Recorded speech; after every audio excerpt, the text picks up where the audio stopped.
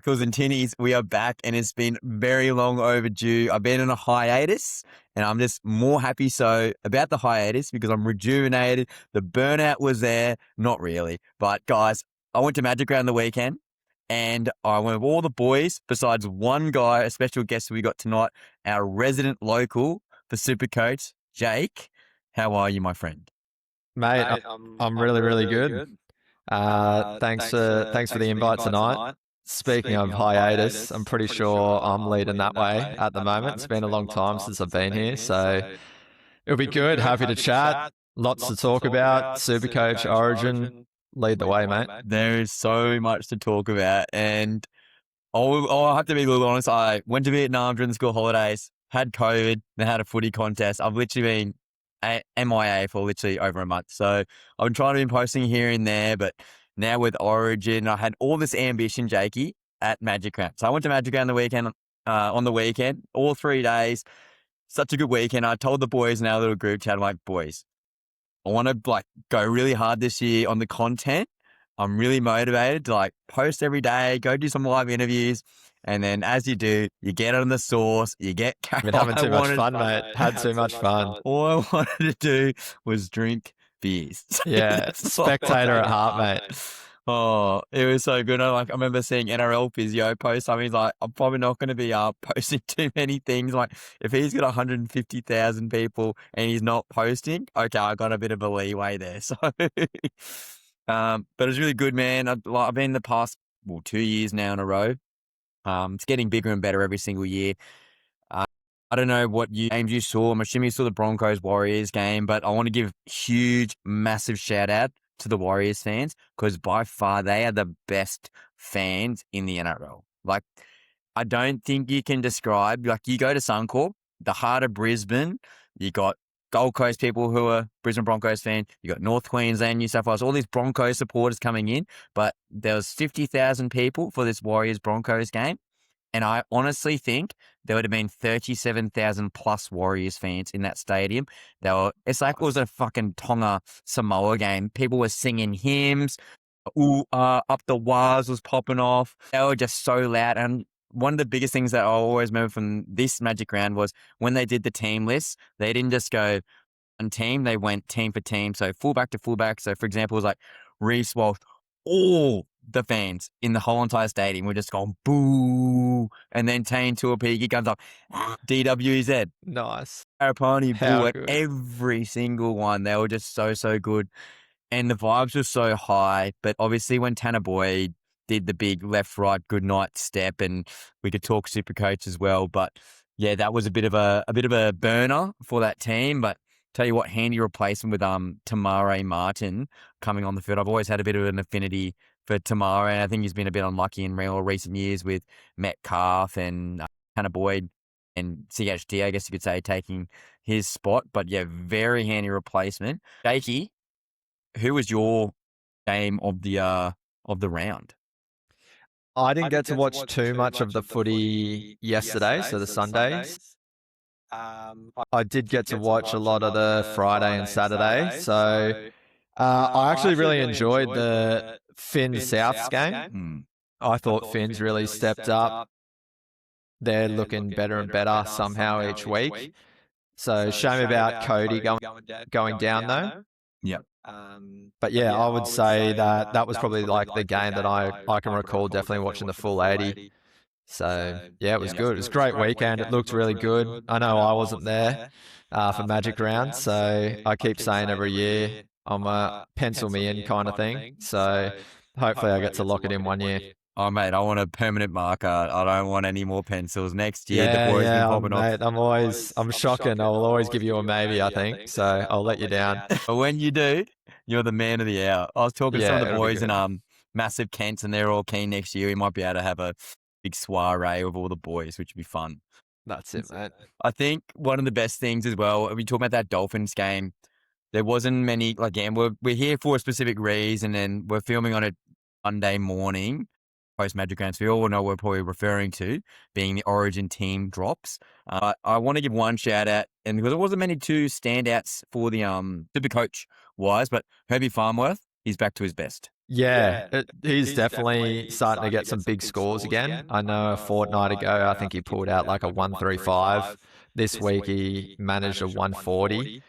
So he's still not consistently pulling out those tons, which I feel like he went on a great run with last year. But it is really nice to see he's getting some big scores again. I've had him from the beginning of the season. So yeah, if he's finding some form now, especially over this bye period, he could be a great player to have in your team. Yeah, well, I'm assuming that most people do have him, but now he's actually a genuine VC, even just a straight C. Like during this Origin period, it's always going to be tricky. And some of these guys getting injured, and guys like, again, we'll talk about these things very shortly, but Tedesco, I guess, a bit of a surprise. Not so surprise because definitely a 50-50 chance, but I was definitely leaning towards Dylan Edwards based off what I originally put my team list towards on Tackles and Tinnies. But we'll talk SuperCoach later because I want to talk Origin. And Jake, all weekend, I was messaging you. I was hearing all these murmurs. And again, I was on the source. I was just talking to all these random people. I'm like, talking shape. This is so funny. All the boys are just taking the piss. They're taking photos and videos. And I'm just going to random people like Kalen Ponga. He's going to be number 7 again. We'll talk Queensland very shortly. But what I'm going to do, I'm going to share my screen and we can go through both the New South Wales and the Queensland team list. Sounds so, can you see my screen, Jakey? Mm-hmm. The share screen? Good. Amazing. So as you guys know, we go between Zancaster and Riverside, and at the moment for these type of conversations, it's always good to have a bit of a visual in the background. So if you are listening on Spotify and or Apple Podcasts, all good because we're talking very explicitly in regards to the names that are listed on screen.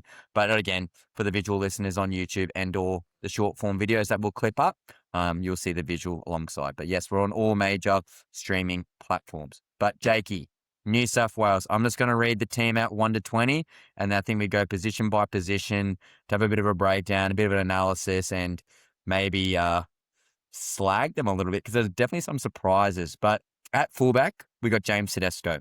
On the wings, and I'm assuming left wing will be Brian To'o and Stephen Crichton. And then I've got Katoni Staggs and Tolu Kola on the right. Mitchell Moses and Nathan Cleary in the halves with Adam Fanua-Blake and Mitch Barnett in the front row. At hooker, we got Reece Robson. At the second row position, we've got Hudson Young and Hamole Olakawatu. At lock, Isaiah Yeo, and he's also got the captaincy again. At jersey 14, Cameron Murray. Victor Radley at jersey 15. Jacob Saifidi at jersey 16. Blake Brayley at jersey 17. Ethan Strange at 18. Casey McLean at 19, and I guess you could say that 18th man or the 20th man, now we have the extended bench, is Dylan Lucas.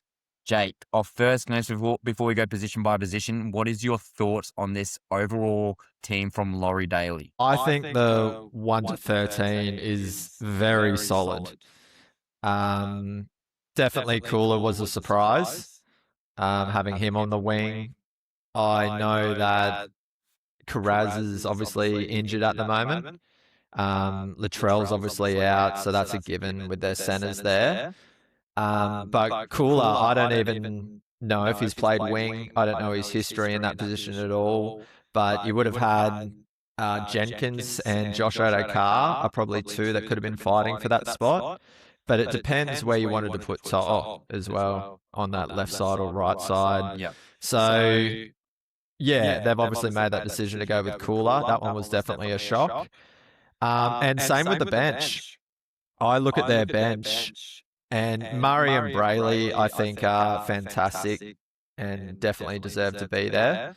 And you can probably justify the rest of the bench, but Saifidi and Radley are definitely probably the other two surprises. Yeah. Okay. I'm rattled with the bench, mate. And again, we sort of did our projected sort of teams in our little group chat, but certainly some surprising picks. You were pretty all for James Tedesco. So I think, again, we just start from 1 to 20. Tedesco, you were more Tedesco, correct, over Dylan Edwards? I think I had Edwards as number 1. Yeah. But definitely could envision Teddy being there. So, as you said earlier, it was always going to be 50-50. And I don't think they can go wrong with either one. As long as it was Teddy or Edwards and they go on with a game plan that works for them, then they've made the right decision. Do you think they're sort of trying not to go too Penrith-centric? Because if we have a quick little glance, I've got Cleary, To'o, Yo. Yeah, 3 off the top of my head that I can see. That definitely is not what it's used to being. You got guys like Liam Martin in the past. Obviously, Toto and Critter will be there in the past. Abby Coruscant was in the past. All this Panthers board, Dylan Edwards, obviously the incumbent from last year. Seems like they're trying to have a new sort of way of playing. And I think it looks very powerful, very athletic. And I think their speed somewhat lacking. And we talked about Cooler, or you talked about Cooler sort of being on that wing position. To answer your question earlier, yes, he has played wing in the past. Does he play that on a week to week? No. I think that is his third best position in the back line as well. But to circle back to James Tedesco, because as we're on the fullback position, James Tedesco is an out-and-out gun. He's been a Supercoach gun for many, many, many, many years. He was the Dally M medal winner from last year. I think he provides more spark and X factor for this team. And when you've got Mitchell Moses and Nathan Cleary running shape, and you're getting half breaks or half offloads from guys like Homoliola Kawatu and Hudson Young, Tedesco sniffing at the back and getting that second phase ball or getting those quick play balls or having a half sniff in any single chance, he does that better than Dylan Edwards. So that's why I think Tedesco goes there. Yeah. To simplify it in my head, it was simply Teddy provides more attack, Edwards provides better defense. Yeah. So yeah, if they're looking to have a bit more strike power, Tedesco. Yeah. Now, Brian To'o, I don't have to talk about too much about To'o, but yeah, out and out gun, great meter reader, starts your sets off perfectly, very underrated under the high ball, winning pedigree, great energy in camp, which is an underrated sort of trait as well. Great humor that he has. Has that X factor, great finisher. He's just a gun. He's the best swinger of all time in my eyes. Let alone the modern era. So yeah, Brian To'o speaks for himself. But definitely let's spend some time on the Tolu Kula situation, because you made some name drops earlier on. You had guys like potentially Casey McLean. You have guys such as Josh Addo-Carr, Jenkins. Jenkins is definitely there and about. Who's the Rabbitohs winger? It's Alex Johnson. Campbell Graham. Campbell Graham. That's the one. He's definitely there and abouts as well. You had Stephen Crichton potentially there as a guy before these injuries started to happen. Don't know if I love him on the wing. I kind of almost want Critter there. Is that better or worse? What do you think for about Cooler? I understand if Critter or Stags gets him ball one-on-one, and then all of a sudden Koula gets a little bit of space and he's off to the races. Love that. But I think they might target him a lot. Yeah, I think playing out of position in Origin definitely may expose him. He is playing good footy. I know on a side note, you're loving him in Supercoach, mate. You rate him with an eye test on a week-to-week basis. So I'm sure he'll step up to the occasion. But would I have picked him? No. I definitely am happy with Crichton in the centre for the Blues. But yeah, I personally would have gone for Josh Addo-Carr or Jenkins. Full stop. They've definitely got a few outs. Like as I said earlier, Latrell, Carraz. Lomax is essentially that man that they need to fill that void with a little bit. But yeah, it'll be interesting to see how it goes. Yeah. He's just a gun. As you nailed on the head, I have a bit of an affinity for Cooler. Like, he's a New South Welshman, let alone doesn't play for Australia. But he's one of my top 3 players to watch. So I can understand the X factor that he provides, and Fosball has almost got him into that winning sort of team. He's in form. and the versatility that he can provide. Because if we have a look at the starting back five, which is very key, Cooler goes to fullback before anyone else there. So I think that's probably another tip on his hat why he might shift there as a starter. I'm just concerned. Well, I'm not concerned. I'm happy because we need something, because Queensland have made some interesting picks, but we'll get to that soon. Stephen Crichton, on his day, is one of the best players, let alone best centres in the competition. I've been saying for over a year now that Stephen Crichton should be playing fullback for the Bulldogs. Bulldogs are also in a losing culture, losing team. He's out of form, arguably, but I think he's going to step up. He's a captain for that club. Yeah, again, he's winning. He's a winning player. So yeah, Stephen Crichton had to be there. It's just where he was going to play.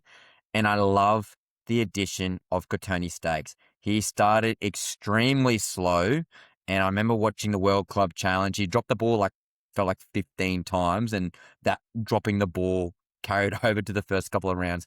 But in more recent weeks, I understand he's been out with suspension, but Kotoni Staggs, in, I say, the past month, he's been red hot, and he was getting the Broncos back into some form of form. He's been sniffing there and abouts, played for Australia, so again, he's got that high level pedigree as well. Won for the Broncos last year for the championship. Kotoni Staggs on his day can be absolutely destructive, and it'll be Kotoni Staggs up against the Hammer. I love that matchup. Yeah, I think Staggs is a great pick for them. As you said, like destructive's the perfect word. He's very damaging. He's a beast, mate. He plays with aggression. You can see the passion there. So he's obviously been in the Sky Blue before. Yep. And I don't think he had a great game from memory. But you can't blame him. You can't blame him when he's up against Queensland, mate.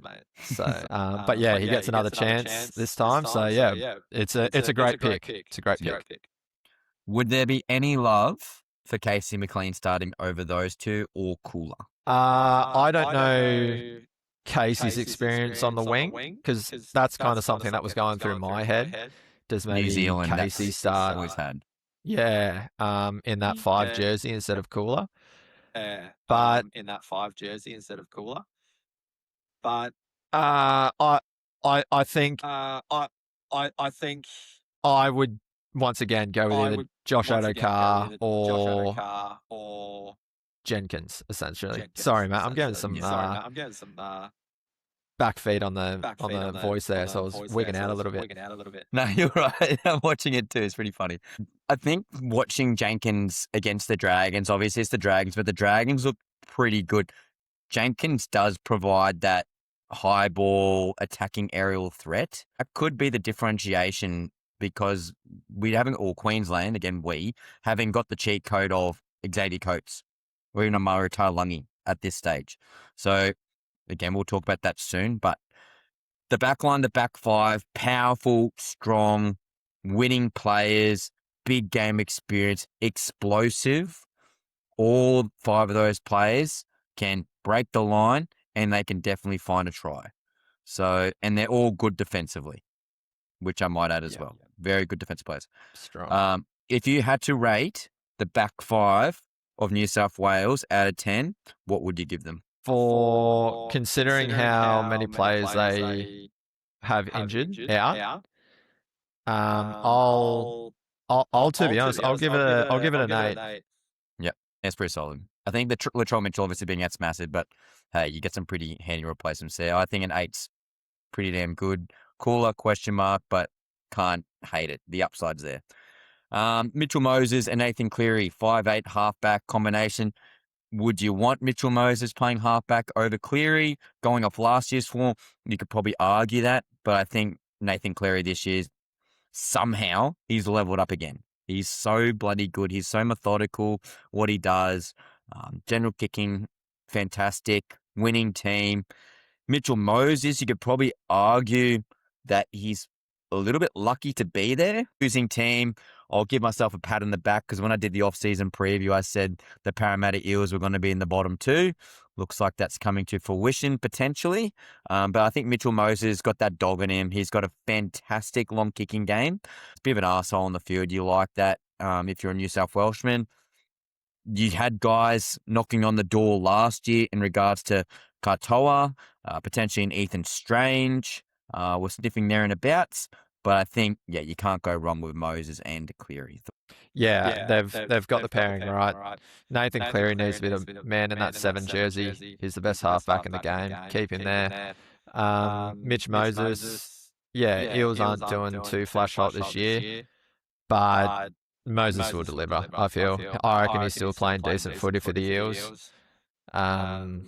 So that's the perfect 6 and 7 for them, in my opinion. Yep, definitely. I think there's not much else to talk about. They're probably the best halves pairing that you could field at this current stage. Katoa, again, Dolphins looking pretty good in more recent weeks, but I think Mitchell Moses at least gets first crack for sure.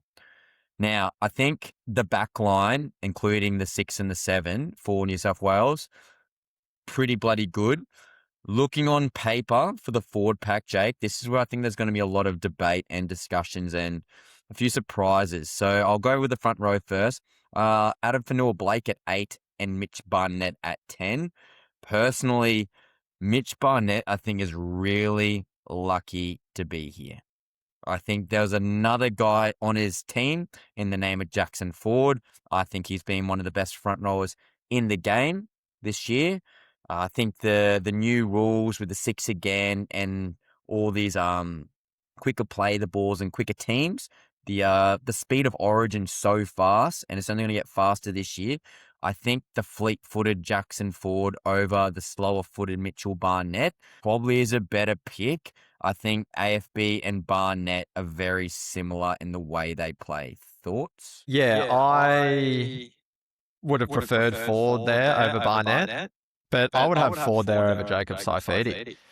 Ford's been finding the line. He's been scoring tries like all season. He's had 80-minute games. Barnett's been carrying injuries and he's been out a bit. But I guess Barnett has been there. So maybe that's why he did get the call up over Ford. It'll be exciting to see AFB there. He acknowledged pretty early on in the year that he was very excited to be out there. Yep. But really, it'll be interesting to see how the Blues go without Payne. Obviously, with him being out injured, massive. Yeah, they have to try and find some players. Yep. And I guess AFB is lucky enough to be there. Yep. So, or be eligible this year. So there's definitely some other guys we could talk about getting those positions.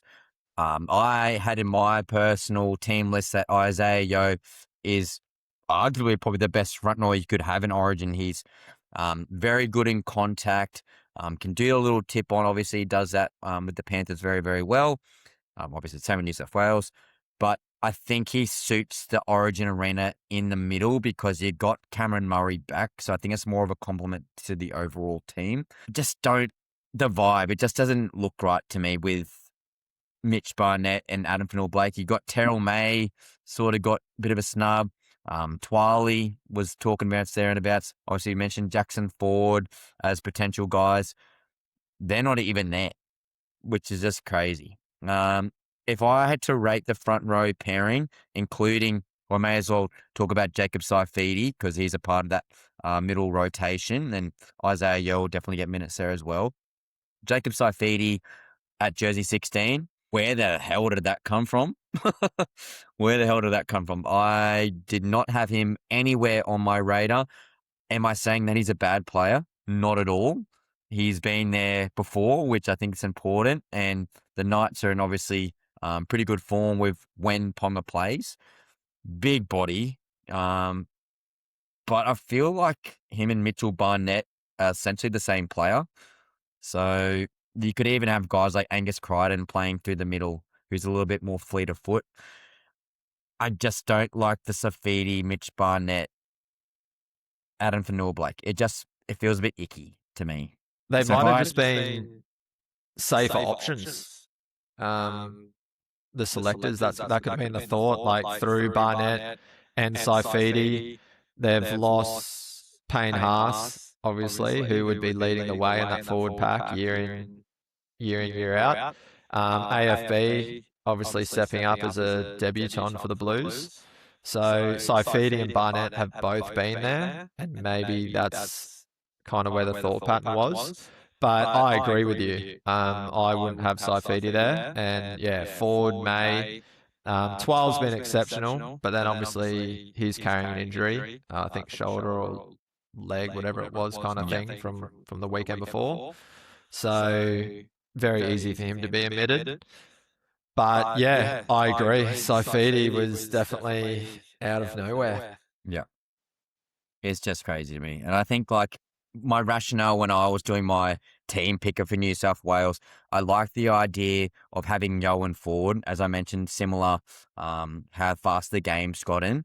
It made sense to me. But now you got Adam Fanua-Blake, who's slower foot. You got Mitchell Barnett, slower foot. Jacob Saifidi, slower foot. It's sort of a bit redundant. And I feel like Queensland's more mobile pack when we get to that later on in the pod. I just feel like it doesn't feel right to me. And I'm probably going to get proven wrong. I'm just some 31-year-old talking shit on a computer. I don't know anything. But yeah, it doesn't feel right to me. If I had to rate the middle rotation, don't get me wrong, Isaiah Yeo is definitely going to make that middle rotation better when he does move there. Again, sorry to come back full circle here, but Adam Fanua-Blake also makes sense to me coming off the bench. Like you play that faster style of football, you get tired, and then you get a guy like AFB coming on, bending the line. That makes more sense to me again as well. Like some selection questions for sure, but again, time will tell, as we say in this podcast. If I had to rate the middle rotation, I'm probably giving it a 6.5 out of 10. That's definitely fair. To be honest, I'd probably give it a 7.5. I still think that AFB and Barnett can be very damaging, and Jacob Saifidi in the past has ran over us Queenslanders from memory as well. So, yeah, as you point out, Yo will definitely get involved through the middle there at some stage too, and Cam Murray will go into that lock. So, yeah, it'll be interesting to see how it goes, but they are definitely all big bodies. Yeah. Do we think... Well, this is also another question. Victor Radley. He plays lock. He plays edge. Where does Radley? Do you reckon he plays anywhere in the middle, or is he going to be more of a replacement second rower? Because if I'm looking at the bench, he's probably the edge replacement for Hudson Young and Amole Kawatu. Yeah, that's what I think Radley's there for. I personally wouldn't have picked him. I would have gone Crichton, Angus Crichton, or Jacob Preston. Yep. Don't know if maybe they want more lock coverage for whatever reason, but between Yo and Murray, I think they'll do a great job. Angus, I think, has definitely played a prop role in the past, so that's personally probably who I would have leaned towards too. Just to support the middle if required. Because, Yo and Murray will easily have lock covered. Yeah. So, Victor Radley, definitely a surprise. Very good surprise. Yeah, crazy. So we can assume that Victor Radley more than likely is the edge replacement for, my guess would be Homoliola Kawatu. I think Hudson Young plays big minutes. Maybe plays a full game, but Hudson Young, Homoliola Kawatu, by far they are the form second rowers from New South Wales, particularly in the past month. Athletic, destructive, barnstorming, you name it, that's what they are. And when I was doing the team picker for New South Wales, that was, I thought, the biggest strength. Their back row potential and positions potentially gets a little bit limited with Riley there. He's not that guy who's going to sort of break the line like a guy like, as you mentioned, a Jacob Preston or a Gus Crichton. Those two guys can break the line. And think about Angus Crichton when he played for Australia at the off-season of 2025. Like, he was absolutely destructive, particularly when you got guys like Moses or Cleary passing the pill. And as you said, he's definitely played middle before. Feel like that's a missed opportunity. Maybe they didn't want to play Angus Crichton there because he's not playing there next year. I don't know. That's potentially a thing, but why? That's just stupid. Yeah, that's confusing me. But Hudson Young, Homololo Kawatu, guns. We know Murray can also cover the edge as well. Yeah. So maybe they have every intention of Radley covering a 13 role. Potentially. And Murray being that man available for Young or Olakwatu. But I do agree, they've done very well with picking Young and Olakwatu. The Blues have got that 100% right. Yeah. So they definitely have a little bit of versatility in terms of Murray and Radley, but I prefer Murray in the middle, and I'd rather the upside of like a Jacob Preston or a Angus Crichton's edge running ability. If I had to rate the back row starting, that's a 10 out of 10. In regards to their depth, I don't overly love it, but I can see logic. I give it a 7, so I'd probably give their back row an 8.5, 9 out of 10. Yeah, I'm giving it a 9, 9.5. Yeah. Don't get me wrong, Radley, we might not feel is the right man, but I don't think he's going to need big minutes there. Olakwatu and Young, they smash out 80 minutes week in, week out. Unless you need just some like quick ruck speed. Murray, Radley, they'll provide that. So some quick leg speed would be great. But yeah, honestly, they've done a great job with 11 and 12. Yep. Probably one of their strengths in their whole entire team for sure. All right, Reece Robson, number 9. Now, Blake Brayley, all off-season, was probably the new touted number 9. I made comments when I was doing the team previews in the off-season that I kind of liked the move for the Roosters. I think it provided a different aspect for them, and obviously he had that injury at the start of the year with the hand. He was out for, I think, like 4 weeks, 5 weeks. Started like 1 week, took him back in, and then all of a sudden he just took off. And I think he's been arguably better form for his role, obviously, than Blake Brayley. And as we know, the game's so fast and you need extremely good tacklers. He's so solid on the defense. He's just going to give early pill to Moses and Cleary. I cannot hate the selection at number 9. I think he is the incumbent as well. I think it's important to note he's done nothing wrong to lose that jersey. Again, bigger body than his backup, which will be Blake Brayley at jersey 17. Blake Brayley, as the game gets fatigued, he'll come in probably around the 28 to 35 minute mark, and he's going to be destructive. I love the hooker pairing. I think, either way, you can't go wrong. I have to give it, honestly, it's a 10 out of 10. There's nothing wrong with it. Correct. I 100% agree. 100% agree. Brayley definitely needed to be there over the past 18, 24 months. He's been doing an exceptional job for the Sharks. And Robson's just an absolute workhorse. He's a tackle bot, loves his defense, does his job well. And having Brayley off the bench, he'll provide that like quicker ruck speed towards the back end of the game as well. Yeah. So they've nailed it. Yep. I probably would say that Reece Robson gets 50 to 55 minutes, and then Blake Brayley will do the 25 to 30 minutes, would be my guess. But 10 out of 10. There's no complaints there. They're arguably the 2 out of the 3 best hookers in the comp. As we mentioned, let's go to Isaiah Yeo, number 13. Probably not spend too long on here. You could make mention that Cameron Murray could potentially be starting at the lock position. However, I understand why he's at the lock position. He plays there week in, week out. He's the incumbent. He plays with Cleary, which is also worthy to note. He's had experience in the past with James Tedesco at fullback as well. He's arguably the best lock, potentially the best lock of all time. Winning pedigree. I'll keep glazing him because he's that bloody good, and he's your captain. So 10 out of 10 selection, Isaiah Yeo. Could he start front row? Yes. Could he start lock? Yes. He's just going to be a gun. Yeah. Spot on. Yep. Honestly, as we're going through this Blues team, I just find myself nodding my head, to be honest. The more I think about it, I actually do think they've done a good job. Yep. And again, he's got backup galore. Again, Radley can play there, Murray can play there. So again, another 10 out of 10 selection. You can see the logic. There's very good backups behind him as well. 10 out of 10 selection, New South Wales. Arguably, again, one of your best and strongest positions. Now, the bench, we made mention to Murray, we made mention to Radley, Saifidi, we made mention to Brayley. Now we've got our jersey, 18 and 19. Ethan Strange, love it. Love it. He's got that dog in him. You could probably argue again the start of the year, the Raiders started a little bit slow with Ethan Saunders coming into the team at halfback position. But last year, he was the Dally M 5'8" of the year. He's got some international experience. Yes, he didn't play for the Kangaroos in the off-season. However, he was there in the camp, which is good to get around those type of players.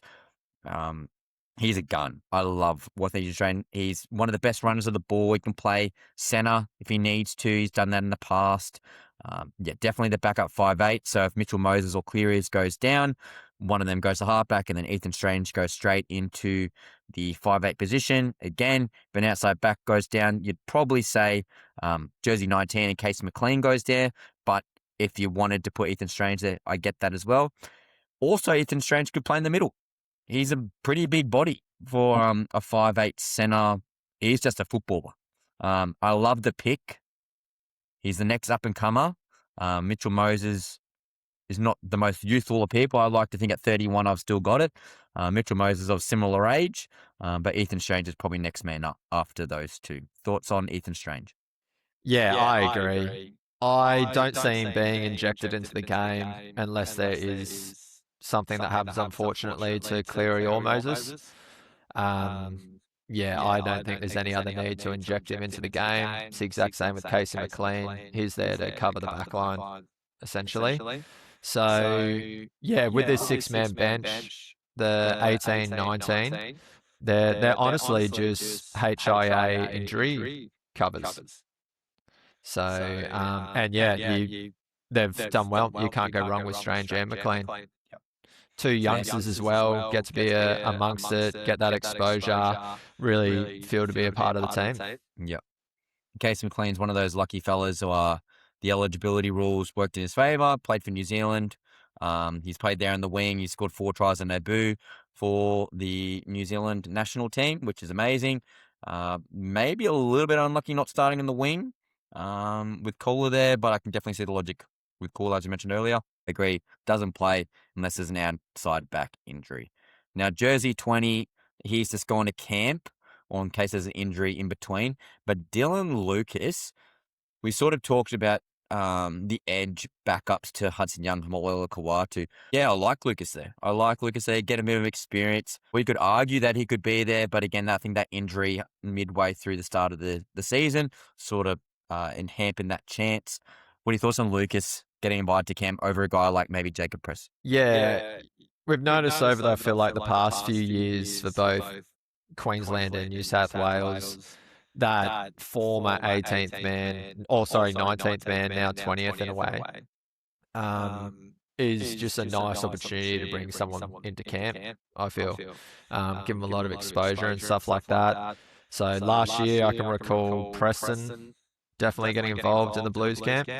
And this year, obviously they decided to call up Lucas. Yeah. So he's a big fella, gun player. He's in my SuperCoach team. He's good. And also can play second row center, which is, again, a bit of versatility there as well. And on a winning team, which is also important as well. That's New South Wales.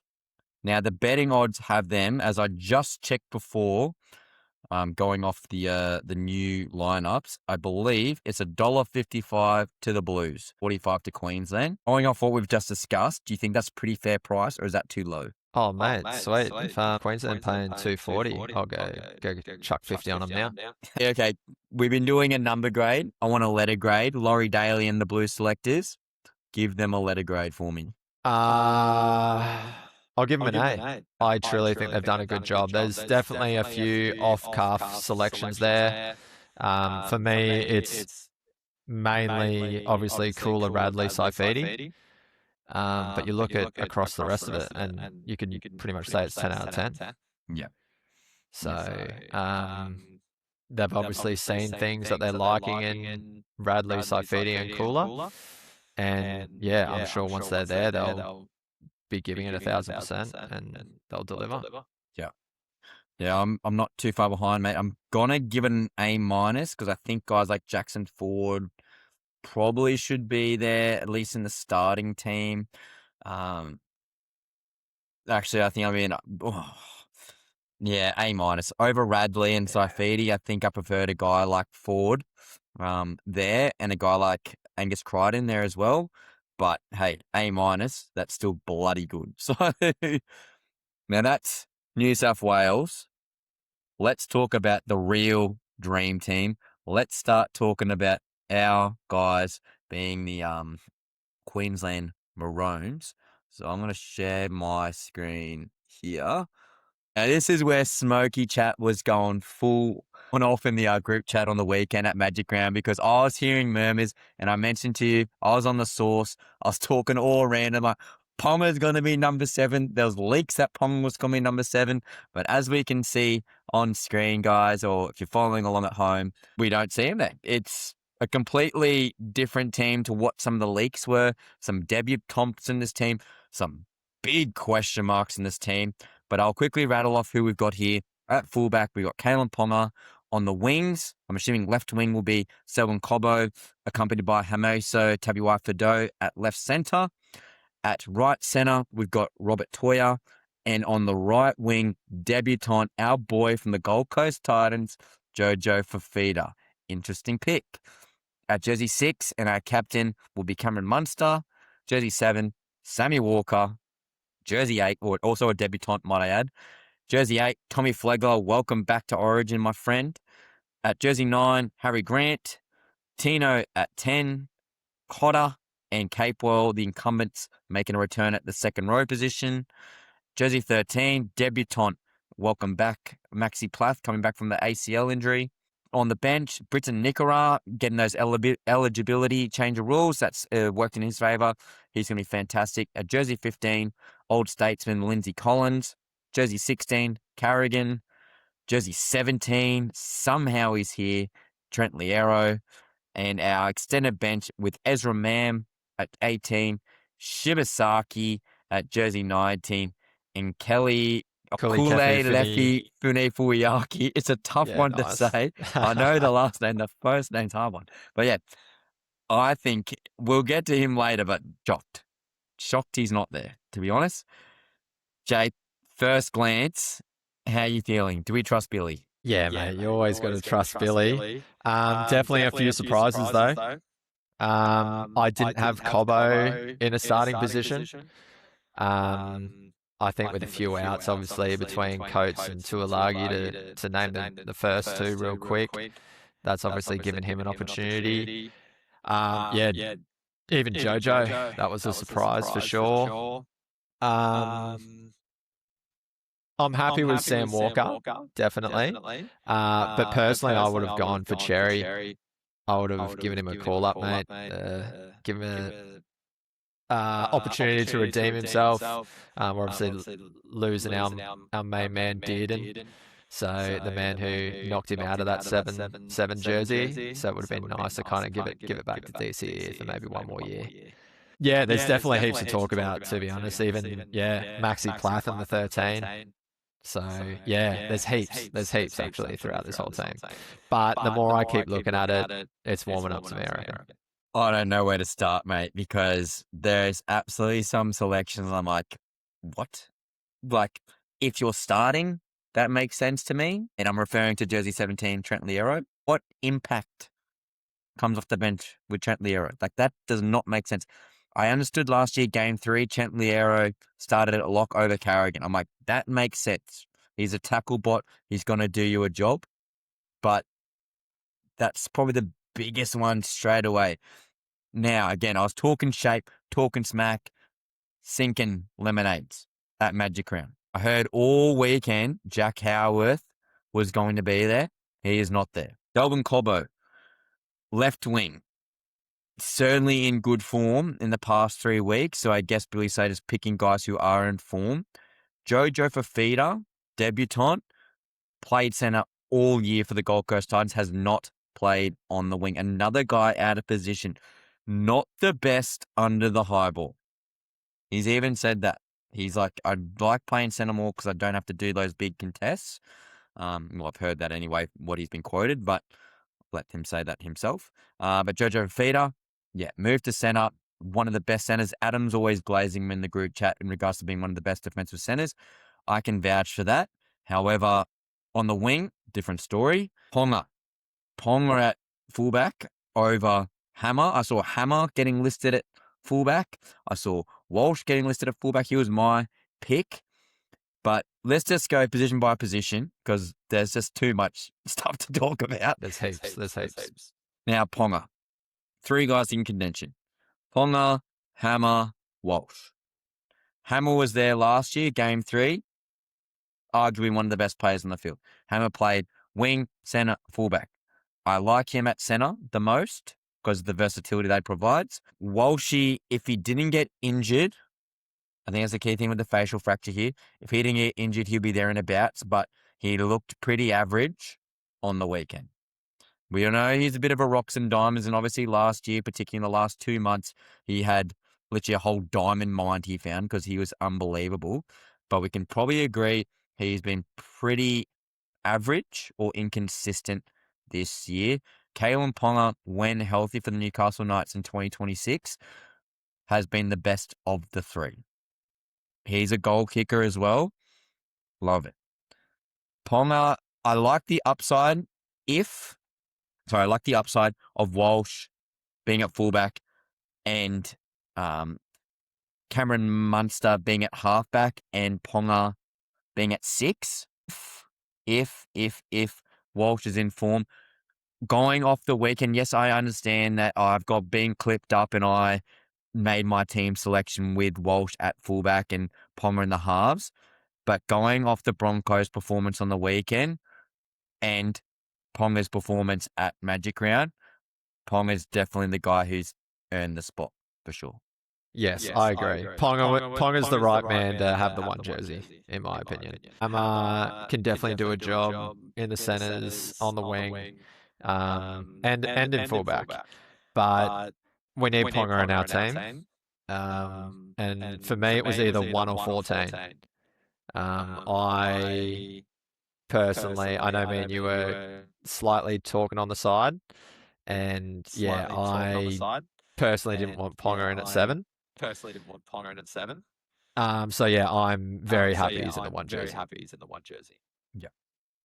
And again, you can argue that he's the most informed fullback in the entire competition. So he solves the goal kicking issue because on the wings, we got Cobbo and Fifita, big admissions in regards to Valentine Holmes. He's been a statesman in the Queensland Maroons team for many, many years. I couldn't give you a number, but yeah, he's been there and abouts for a very long time. Big omission. There's also talk about Spilett Sami getting a chance.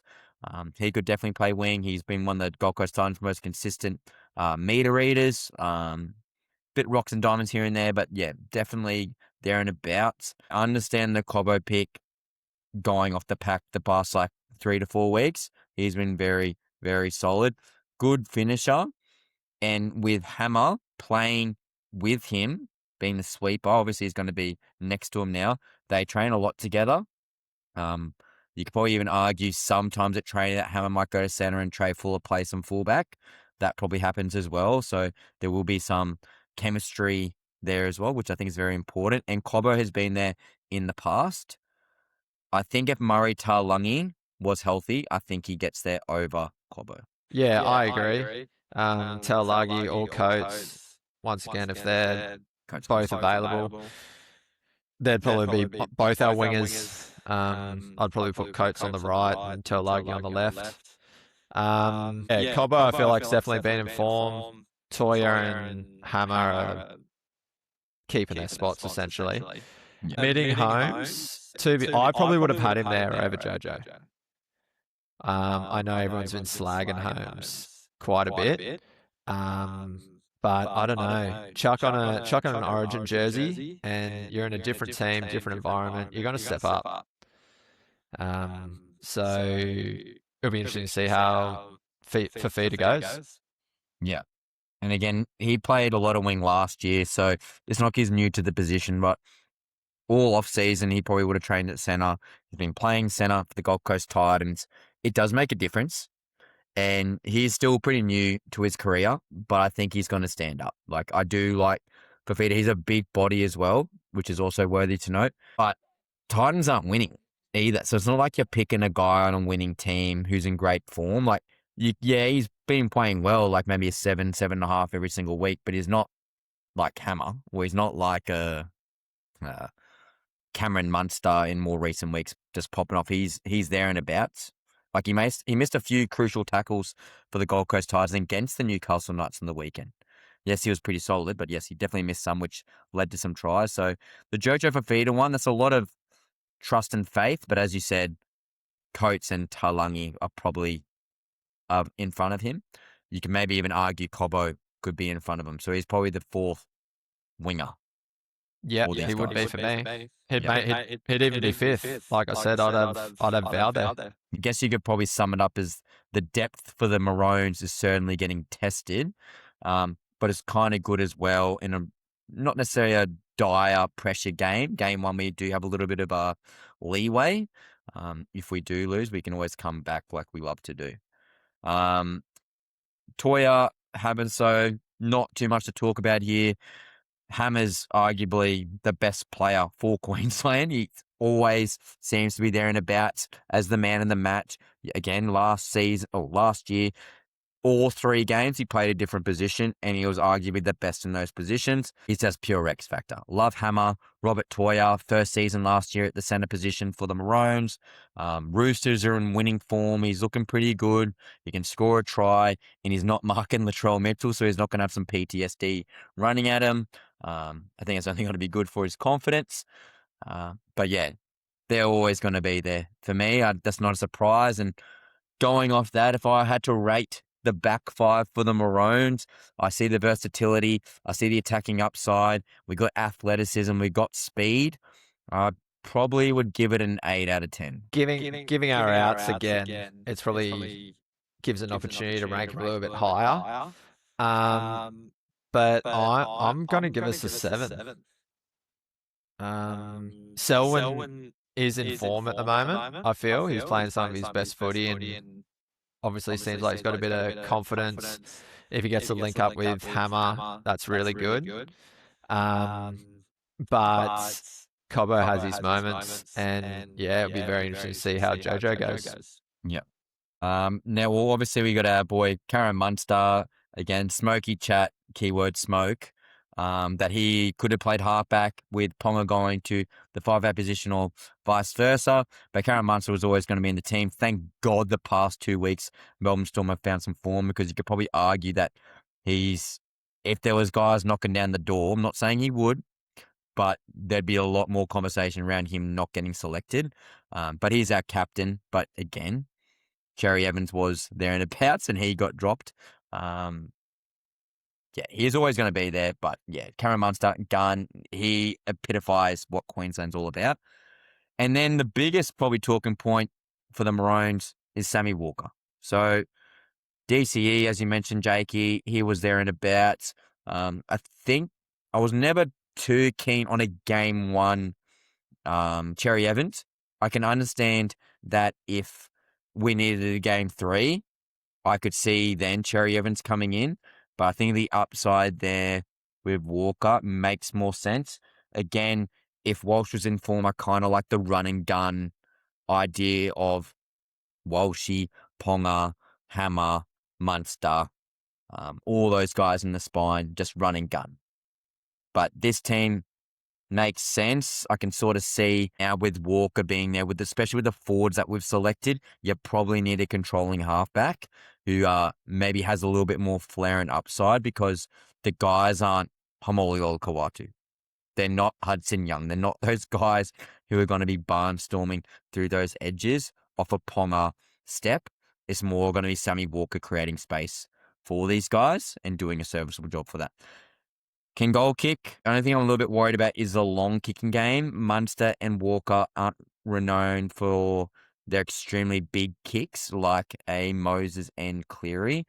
But all things considered, they're probably the 2 right people for the job. Yeah, like I said, I would have had Cherry, but Sam Walker is definitely the next right pick for me. Yeah, for sure. If Cherry was there, I would have liked to have seen Sam Walker wear mammies in that 18 jersey. Knowing that Sam Walker could just like fill that 6 or 7 role if required. But yeah, definitely nothing wrong with having Sammy Walker there. Good to see him get his crack at Origin. Yeah. Again, all things considering, Sammy Walker was always going to be there and abouts. I think it's an 8.5, 9 out of 10 for this particular ensemble that they have got. Thoughts? Yes, I agree. Yeah. Okay. Forward pack. Okay, let's just talk. There's so much to talk about here. There's so much to talk about here. Flegler, don't hate it. He's got that dog in him. Coming back from that nerve issue in his shoulder. Love to see he's made that return. Dolphins are in a winning team. He's an out-and-out front row. He's not that hybrid role. And with Tino accompanying him in the front row, I can see Billy's logic. Both experienced, both big alpha males, both aggressive forwards. That makes sense. Harry Grant will be at the hooker position. I'm not even going to really talk about Harry Grant because he's the best hooker in the game. Found form, thank God, the past couple of weeks. That running game's finally back. And I think Flegler and Tino will help lay that platform for him. What do you thought? Oh, let's just talk middle rotation. So Flegler, Tino, definitely. I guess Cotter, you could probably make mention that he's probably going to move to the middle at some stage. Lindsay Collins at jersey 15, out and out front rower. And Patrick Carrigan can play front row or lock. And then you've got Trent Liero, who can probably play lock and a small ball middle. Jake, middle rotation. Some shocks, I guess would be a nice way of saying it.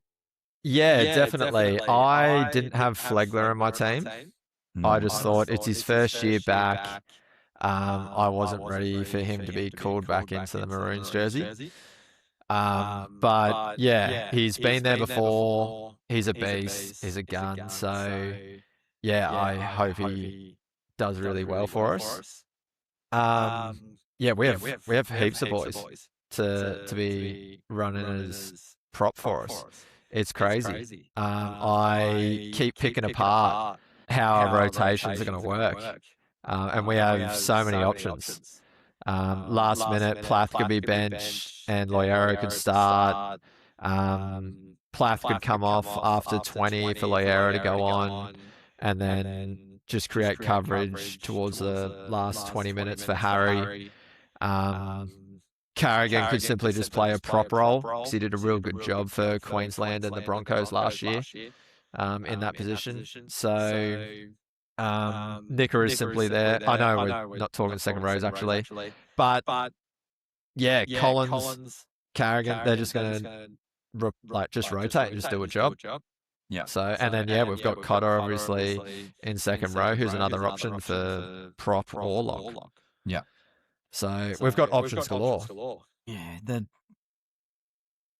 the Max Plath it made more sense to me when I did my team picker for him coming off the bench because he can play middle, a little bit of edge, and be the hooker replacement if need be.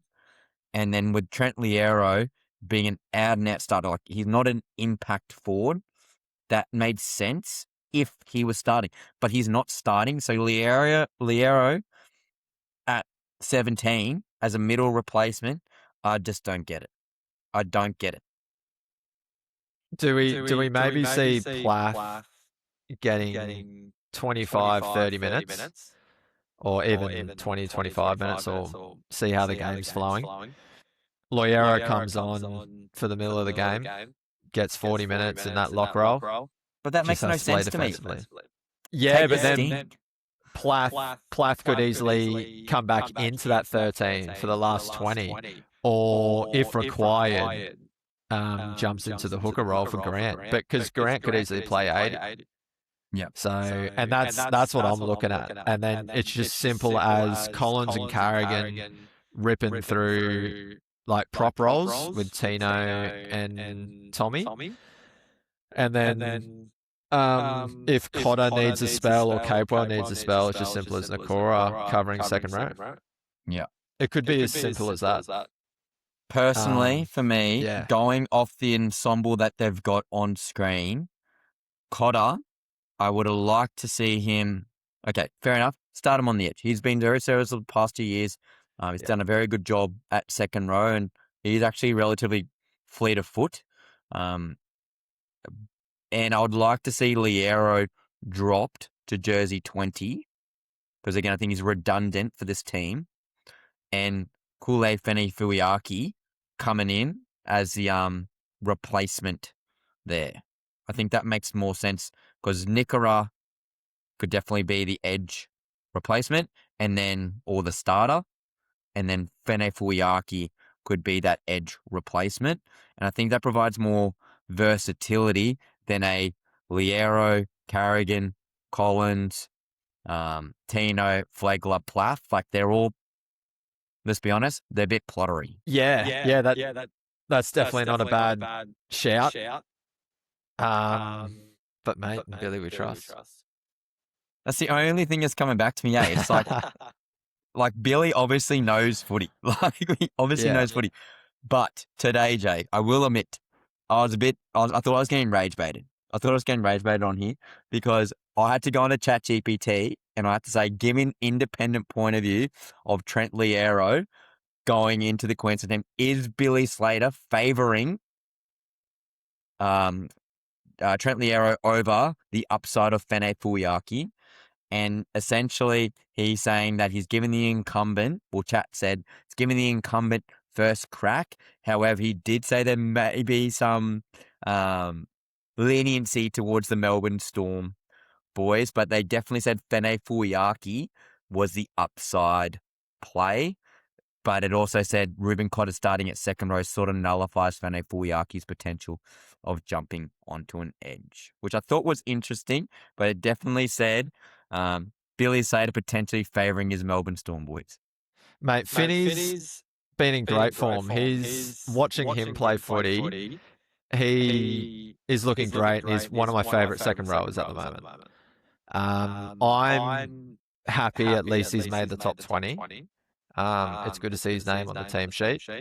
So it's good to see that the Queensland selectors have recognised that for sure.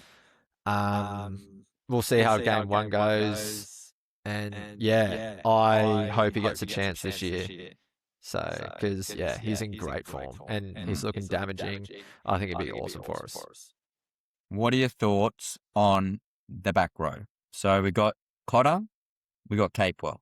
Again, both played there last year, both serviceable. I'm happy to eat my humble pie, because how many times I've said in the group chat that Kurt Capewell is washed. He was like our saviour again last year. So Kurt Capewell, I'll eat my humble pie. I haven't made a comment about him because I didn't think he was going to be here. I thought Lukey and Fene Fuiaki provided the upside in terms of the back row position, let alone Nikora.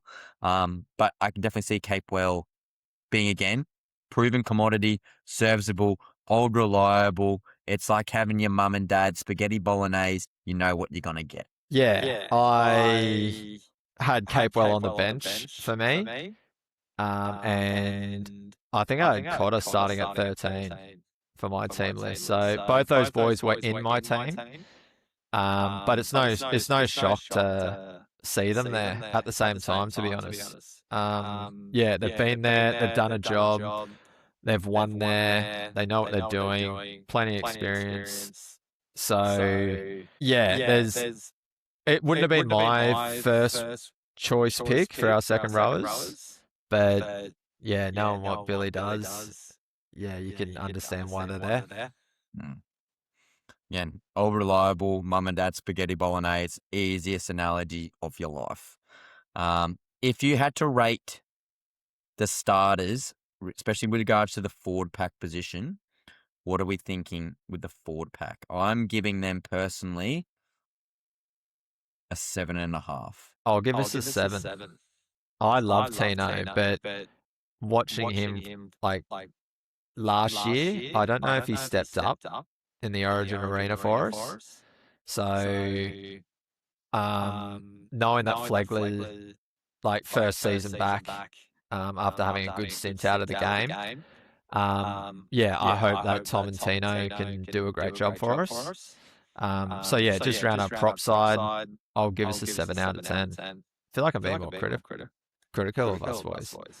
So. Sounds like you're glazing the bloody New South Wales Blues. Sounds like they're maybe that's why they're paying $1.50. Yeah. Well, off the bench, Britta Nickera. Again, the eligibility rules have now suited him, and he has now made the team.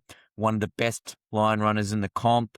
The Sharkies are always around the top 6 in terms of the ladder, so he's on a winning team. Has he been the best of form? Probably not. Like, you probably argue in the back half of last year as well as the start of this year, not even starting. And you got guys like Fene Fuiaki banging down the door, scoring tries, line breaks, hard base and power, if we talk SuperCoach terms. Yeah, that was a little bit surprising. Is it more name recognition potentially? Maybe just game experience as well. Obviously, Britain's done a good job for New Zealand. Yep. So maybe that's just a conscious thought there. I would prefer to see Finney in the 14 and Nicker down to 20. Just purely based off form. Like, Nicker is not even playing 80 minutes for the Sharks at the moment. Yeah. So yeah, I can understand his name getting thrown around for Queensland contention, and he's found a spot on the bench there. But I didn't have Nickera in my team. Yeah, I agree. I think it's more name recognition. However, I will give one thing for this though. He does come off the bench, so he does actually provide impact. And Craig Fitzgibbon for the Sharks, the coach there, he does a similar thing. So in terms of his role, that does make sense. So I do understand the logic there. And don't get me wrong, he's going to come in with tired legs and tired forwards, and Sammy Walker providing that off the right edge, like, that's going to be fantastic. So that does make sense. Lindsay Collins, he's been there and abouts, always coming off the bench and or starting. Could do either or, doesn't matter. Old reliable. He's probably our best catcher of the ball in terms of off a bomb. Who needs Xavier Coates when you got Lindsay Collins? He does get one of them at least once a season. And then Patrick Carrigan also had a similar role last year, coming off the bench with Trent Liero starting. So Lindsay Collins and Carrigan, they will more than likely, I'm not going to say more than likely, I'm pretty much going to guarantee they're going to be a backup front rowers for Tino and Flegler, with potentially Cotter sniffing there and abouts. But yeah, those two guys, super reliable, big game experience, premiership winners. Yeah, can't fault Billy Slater there or the selectors at all. Thoughts on those two? Yeah, exactly that. I think with Collins and Carrigan, they'll do. They've been there, they know what they're doing. There's not too much else to say, really. I feel like in terms of our rotation, I think it's better than the Blues when I look at our bench. I think we've definitely got a bit more versatility with what we can do and play around probably a little bit more. So we'll be able to match or change to the environment, the circumstances of the game. I feel probably a little bit better. But that's what annoys me with the Trent Liero, because he's our next guy, jersey 17. It makes more sense than for Plath to come off the bench, because he's your hooker replacement. Like, Blake Bailey is the replacement for Reece Robson. Who's our replacement? You're going to have a fatigued, keyword, fatigued Max Plath, worst case scenario, touch wood, pray to the gods that Harry Grant doesn't go down. But if he goes down the first 20 minutes, it's going to be a fatigued Max Plath comparatively to if Reece Robson goes down the first 20 minutes, a fresh Blake Bailey. Like, I think that's a little bit of an L in regards to the selection process there. Again, I'd rather Trent Liero start at lock. If he's not starting, he's not in my top 20. Mate, come game day, that's what we might see. Yeah. A few little mind games maybe on the lead up. Put it past him, particularly that Trent has big game experience. Game 3 last year, starting in the lock position, and obviously Max Plath debuting. Jake, that's probably a very good shout. Jersey 18, jersey 19, now got the extended bench.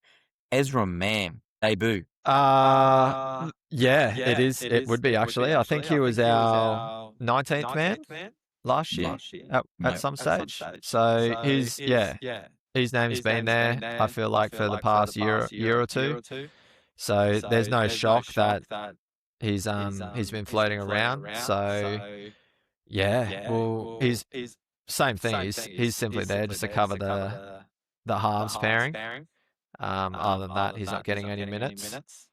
So yeah, simple as that, really. Obviously, halfback goes down. It's either going to be Munster goes up and then Ezra goes in, or if Munster goes down, Ezra just goes straight to 5'8". I don't see him playing halfback. It was also very interesting note, Jake. I don't know if you fully watched the Broncos Warriors game, but he actually played some fullback. Mam did. Yeah. So when Walshy went off with the 10 in the sin bin, he went to fullback. Obviously not going to happen. So when DWZ went in the corner, Ezra Mam actually chased him down for all money. I thought DWZ was going to go underneath the post, but actually Ezra showed very good speed to get over into the corner for DWZ. So maybe you haven't seen that, Jake. You go check that on YouTube.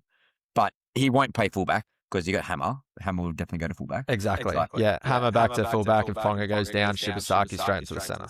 Yeah. Shibasaki, I think that's, again, jersey 19. Surprised? I'm a little bit. I just think we've got a few injuries. Shibasaki did a job last year. He did a great job last year. So I think it's just who do you pick? And they decide to go with Shiba instead of, let's say, Holmes. Yep. Well, wouldn't you rather Holmes, I guess? Like, mate, I'd prefer Holmes in the 5 jersey over Jojo. Holmes has literally played Origin in all 3 backline positions and can goal kick. Yeah. Like, yeah, you got Palmer and Walker, and experience, which is also important. Yeah. The Shibasaki thing does surprise me ever so slightly. Obviously plays centre, and he has played a little bit of back row for the Broncos. Don't overly love it, personally. I don't think he deserves to be there for this season. Obviously, he had a fantastic 2025, but I think his form, like, as you said, Val Holmes has been in equally as average form, but I think the pedigree of Val Holmes and the versatility is a little bit better than Shibasaki. I don't know. It's a tough call. Yeah, I'm not overthinking the 18 and 19 jerseys too much. I feel like they're purely there for injury coverage. And they won't be getting any game time unless anything major happens, essentially. So, it would be nice to have Val there instead. But if Shiba's there, Shiba's there. And again, very destructive at centre. And even think about the grand final last year. Got a couple of meat pies. If you get him good one-on-one ball, so more than likely plays left centre, I think. Yeah. Which means that would probably be Stephen Crichton, I think. We'll see how they line up. Because Critic can play left or right. Yeah. Or Tony Staggs plays right. Staggs will be right for sure. Yeah. So it'll be up against Staggs. Kind of like it. Broncos. Yeah. That's it. Yeah, that could be a little head game.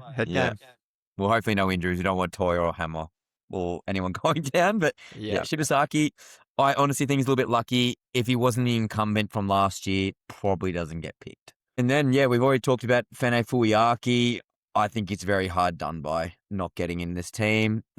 If he was starting and Oliero dropped, I think that makes me happier in terms of the overall. Smiles from you, mate. I reckon if that was the case. Yeah.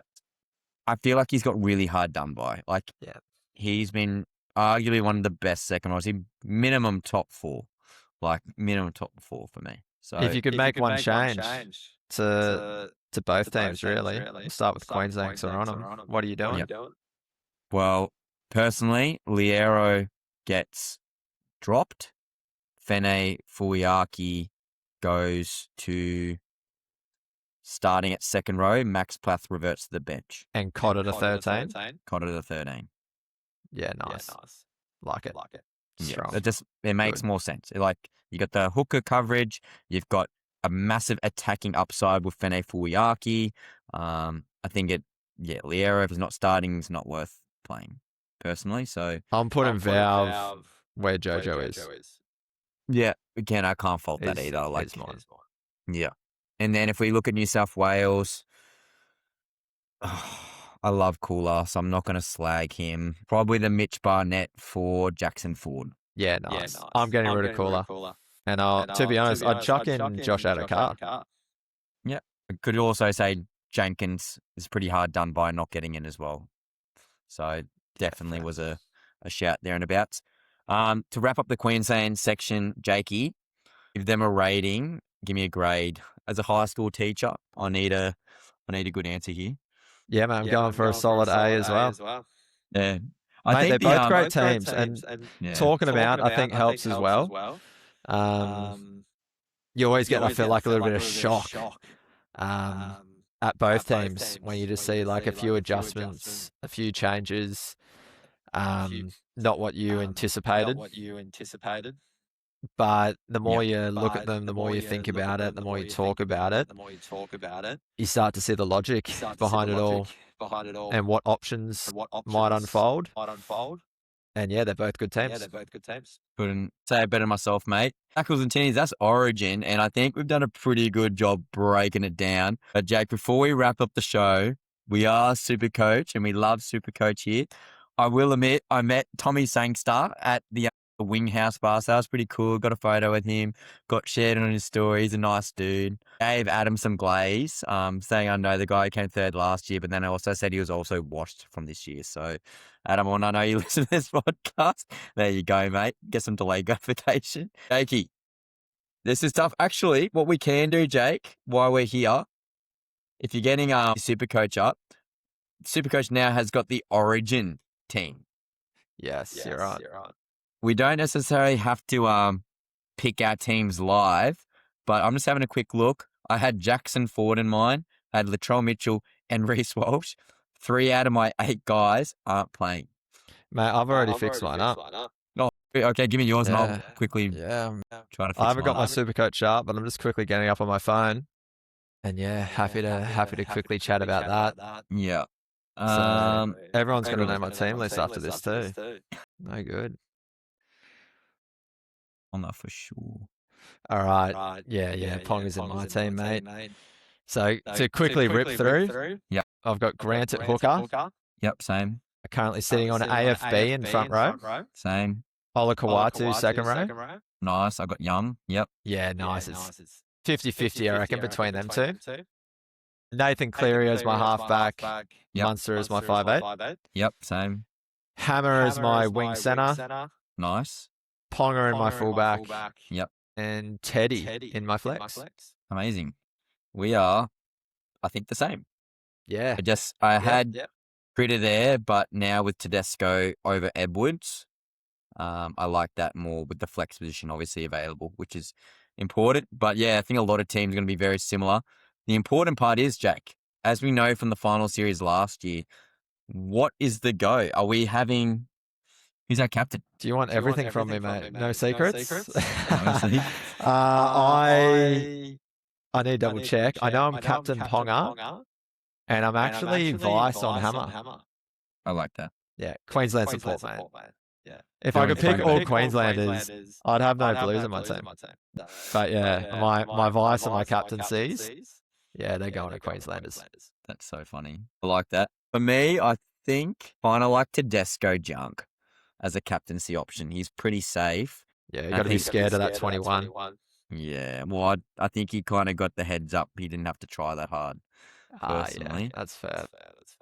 And then I'm thinking a bit of Ponga action. I kind of like that now that he's at fullback. He's just going to be able to run the ball. You got Sammy Walker giving him the pill, so that's kind of exciting to me. Yeah. Origin, that's cool. Jakey, quick one with your trades for SuperCoach this week. Are you making any? At this stage, no. I'm going to wait till team lists come out and assess my team a little bit. Yeah. But I've got 14 without Cheese. So if Cheese is named back from his injury, I'll have 15 players this week. I like that. So feeling confident about this week. I can definitely field a team, which is really nice. It's just like, do you run with the momentum, try and get ahead of the game for next week and leading into the next major buys as well? Do you make some trades preemptively, which I did last week? I traded out Howe in for Joey Tarps. Even though he was on the buy, I didn't need Howe playing, saved some money, didn't leak any cash, and then I've got an extra player this week. Yep, perfect. So just, I might assess if I can do that again this week. Pre-anticipate a few things, but I'm down to 21 trades. I've used all my boosts. I'm burning through them as per usual, so it'd be nice to hold a week. Yeah, particularly if you have the amount of players that you need. Yeah, I'm just pissed off with the whole Hannah Boyd injury situation. I probably wouldn't have made a trade if that was the case. Now I kind of have to, and I'm really hoping and praying that Tamari Martin gets named at the halfback position for the Warriors. I think he's going to provide that monumental upside. I think now that Metcalf, yes, is probably arguably the better player, I think with this whole situation that it's going to be looking towards the future. I don't think Metcalf plays unless there's another injury. I could be wrong. Definitely could be wrong. But it was also a smoky chat that he could be released early. I don't know if that's going to be the case at all. But Metcalf get named, wouldn't be surprised. But I would love to see Tamari Martin, 200 position, halfback. That saves me a lot. So I downgraded at this stage. I downgraded Tanner Boyd, who was like high fives now, and that saved me $300,000. And I've also downgraded Tedesco to Bostock. So, interesting. Yep. Which then gives me $615K in the bank. Very tempted to make 3 trades and really have a crack, but I don't need to because I have enough players for this week. I'll be 15 players. Yeah, so nice. Wait for I've got Latrell Mitchell in my team still. He's definitely probably my potential number one sells. With that back injury, over $1 million. When he is back from his back injury, surely he's in the Blues team. Yeah. So yeah, Trell's definitely on my radar to sell. Now that Teddy's in the Blues team, got that 21 on the weekend, high BE. He's probably another one I'm looking to sell. But at the same time, I don't need to. So I'm real torn at the moment. I'll wait till team lists. I got nothing for you at the moment, sorry. No, that's very similar boat, but fins up for Tamari Martin, hopefully. Yeah, look, it's definitely not bad. Job security is a risk for sure. But if you make some money out of him and he just turns into enough for you, I think that's definitely not too bad. If he comes off the bench all of a sudden, you don't really want him as that AE. But but he could also make you 300, 400, 500K magically too. So Warriors are playing some great footy. They're up there as a solid winning team at the moment. So TMM, way to go. Well, guys, that's SuperCoach. And more importantly, that was our Origin Game 1 team breakdown. I think we did very good. And Jake, I think you nailed on the head. I think talking through both teams, I think I'm more confident now in New South Wales. Again, some question marks, but in Billy, we trust. I think it's the best way to sum it up.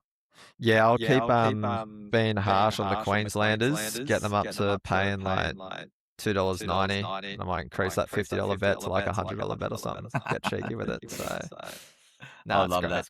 I love that. Guys, let us know in the comments how we did. Who is your biggest snubs? Who's your biggest reach for both Queensland and New South Wales? Love to hear from you again. Happy to pass on any messages for Jake or Chris and any other boys that become on the podcast. We love you all. Tackles Tinnies, we've tried to be a bit more consistent with the longer form pods.